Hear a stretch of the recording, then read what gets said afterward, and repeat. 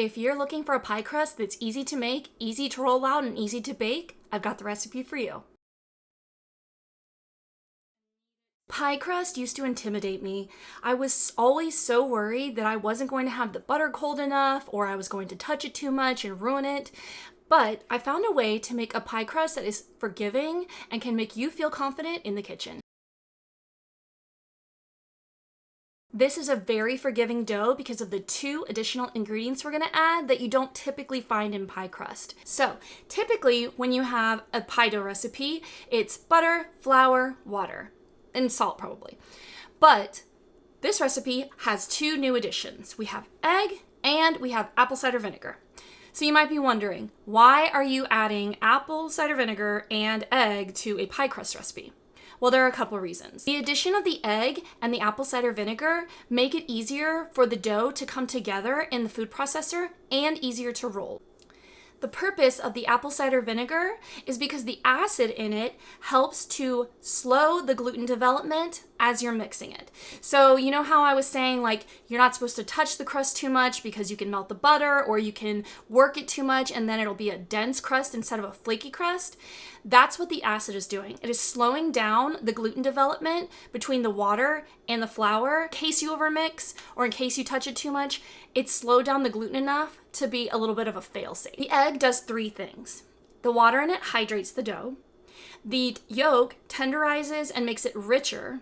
The protein in the egg as a whole gives the dough and the crust structure when it's baking. All right, so I'm doing my recipe in my KitchenAid food processor because this makes it easier to make without having to touch the butter and worry about warming the dough up with your hands. I have cubed up 4 sticks of butter. I've cubed them up just a little bit so that the machine doesn't have to do all of the work.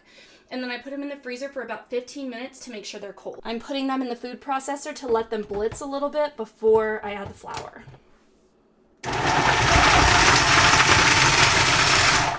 Okay, that is just enough. Let me show you. So that's the size you want, just a little bit chopped up. We don't want to chop the entire thing up until we have some flour in it. I've got 4 cups of flour or 500 grams. I really like to use grams because it's more accurate. So I weigh my flour out and just dump it in this bowl, add a tablespoon of sugar and a tablespoon of salt. The salt and the sugar are just going to season the dough just enough so that it doesn't taste bland and just like pure flour.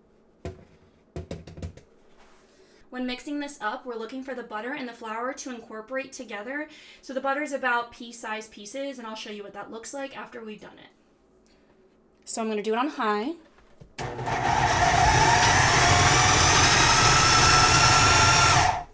And then I'm going to check it. Still have pieces that are a little too big, so I'm going to do it just a little bit more before we add any of the wet ingredients. The wet ingredients are what's going to form gluten. So that's why we do this, to help the butter and the flour incorporate before we add the liquids so that no gluten development happens that we don't want.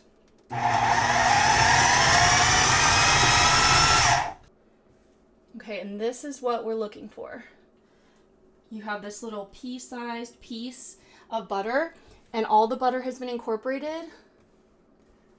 I'm just digging down just to make sure.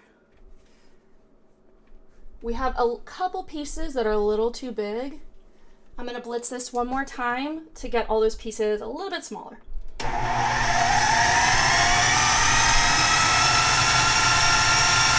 Yes, this is what I want. And now we're going to add our wet ingredients. So we have water, apple cider vinegar, and an egg. A tablespoon and a teaspoon of apple cider vinegar in this mixture. To that, I've added a whole egg, mixed that up just a little bit, and added 3 tablespoons of water. This is going to be the liquid that starts putting our dough together, and then we will continue to add more water afterwards. With the machine running, I'm going to pour this mixture in.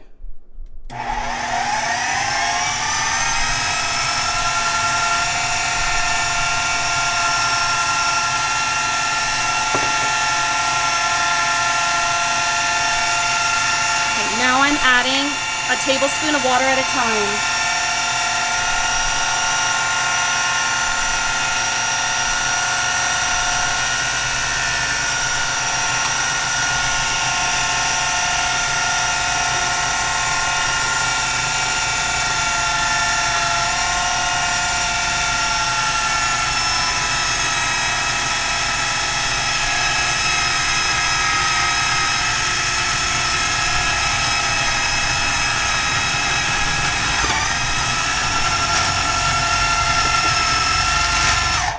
All right, the dough is starting to come together. It's not just a mash of dry flour and butter anymore. It's starting to take shape. So this is when we need to be watching it to make sure we take it to the right point and stop, but don't go too much further. So it's still dry and crumbly, so I'm probably gonna have to add at least 2, maybe 3 more tablespoons of water. But what we want is for the mixture to come together and kind of form a ball. So I'm going to continue to place this on high and add 1 tablespoon at a time.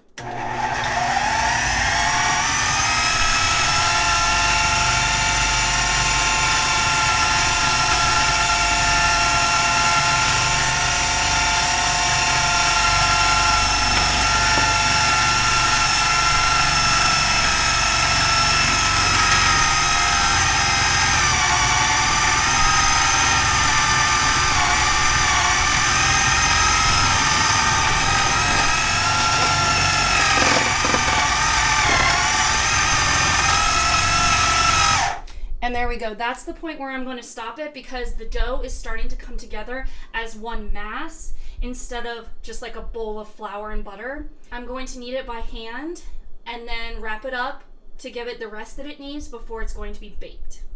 The blade in my food processor is being stubborn, so I'm going to have to pull the dough out instead of pouring it out, but see how it's sticking together? I'm going to put it on my counter, my clean counter, and knead it together. So it's still a little bit crumbly, and that's perfectly fine. That's what we want. We don't want it to be too clumped together, or else it's going to be a little bit dense. I'm kind of just mushing it into the pile that it would be in.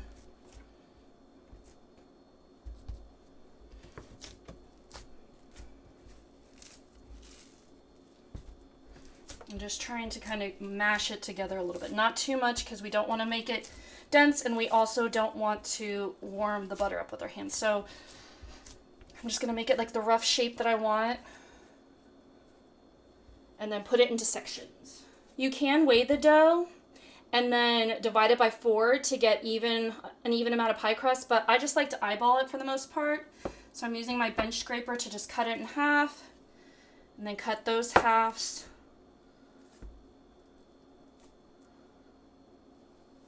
Okay, so I'm just flattening it out and then forming it into a disc.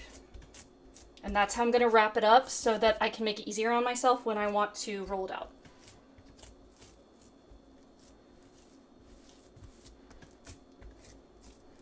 Just get the rough shape, cupping your hands, flatten, flatten, rough shaping with the cupped hands, flatten. The bench scraper makes it really easy to get them up. So I'm going to put 1 disc in the middle and then wrap it up. My bench scraper, scrape it up, flip it over, tuck it in. We want to put these in the refrigerator and let the dough relax for at least 30 minutes so that the flour can relax, it can get hydrated.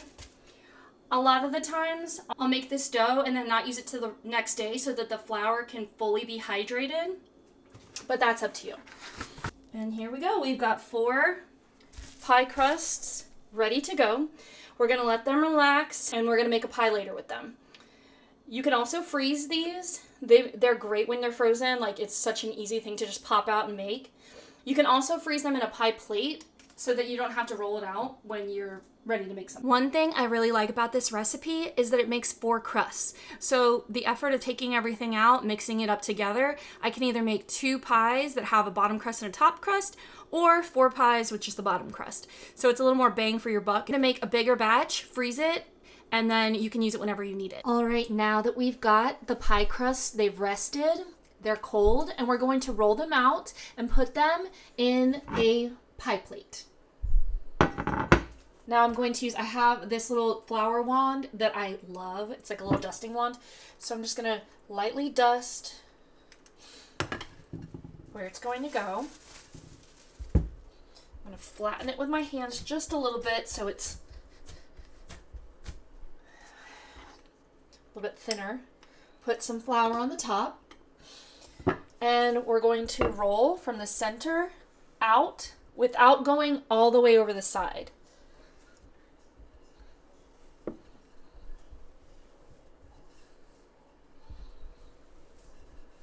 This is just the initial rollout. I need to get it thin enough to fit the pan all the way before we start flipping anything.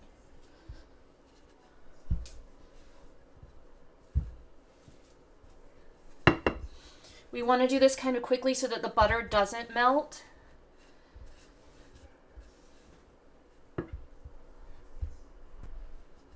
Okay, I'm going to use my pie plate. I'm going to put it down here to see how much room we need. So I've got enough to cover the base, but I need it to be able to cover the top. I'm going to use my bench scraper to help me move this up without tearing anything.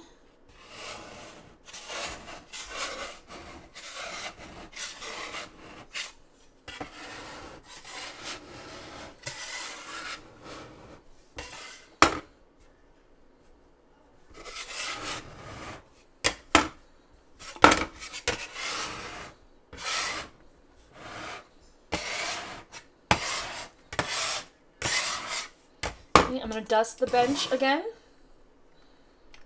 kind of all over because it's gotten bigger now. And I'm going to put the top that we rolled down so that we can do the other side. I'm going to add a little more flour.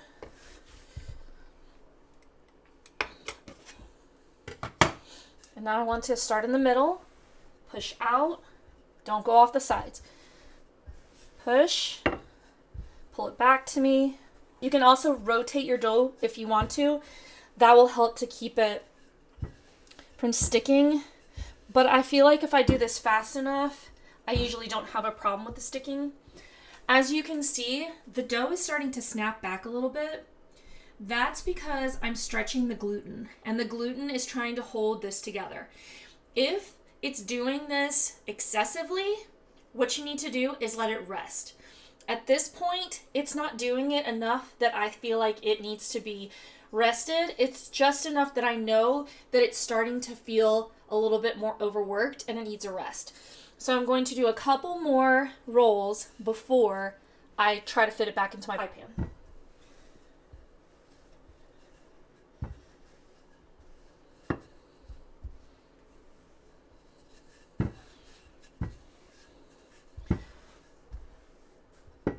Okay, so that is big enough. I'm gonna, yep, definitely big enough. So, here comes the fun part. I'm going to fold this in half, fold it in fourths, and then put it into my pie plate.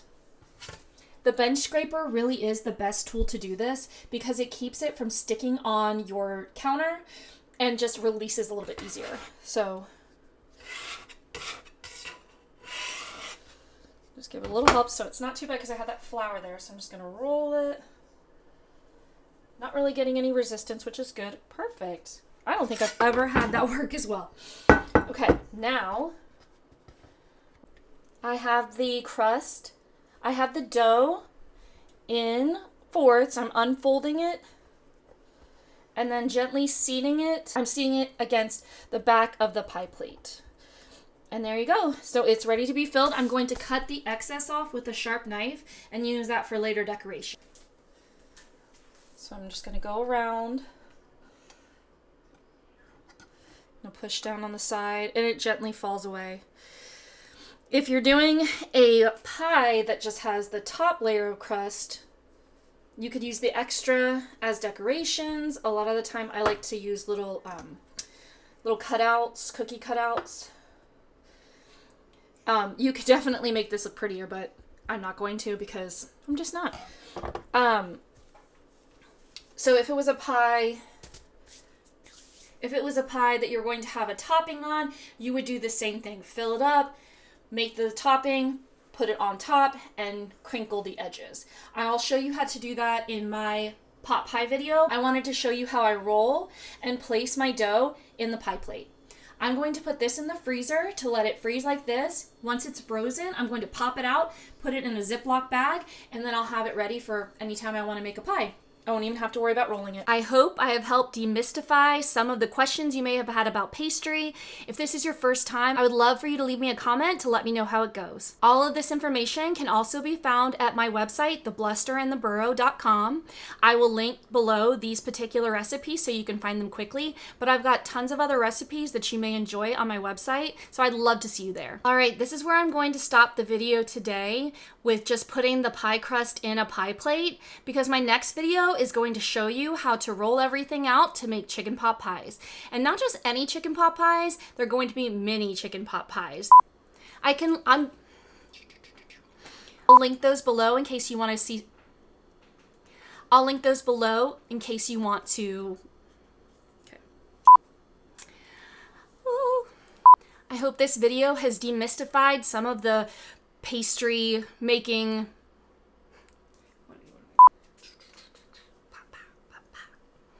Oh.